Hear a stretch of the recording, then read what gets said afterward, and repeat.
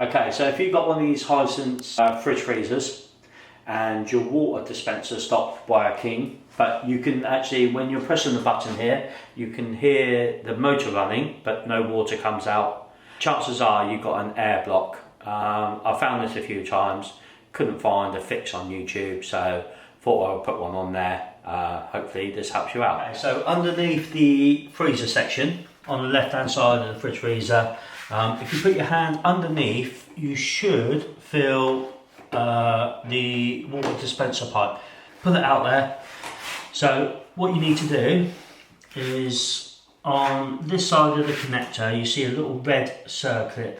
Get a little slightly screwdriver, pop it in there and pop that off.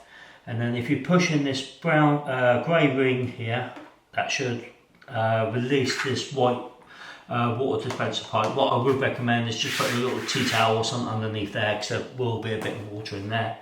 What you need to do then is blow into this pipe, give it a good blow, and that should release the air block.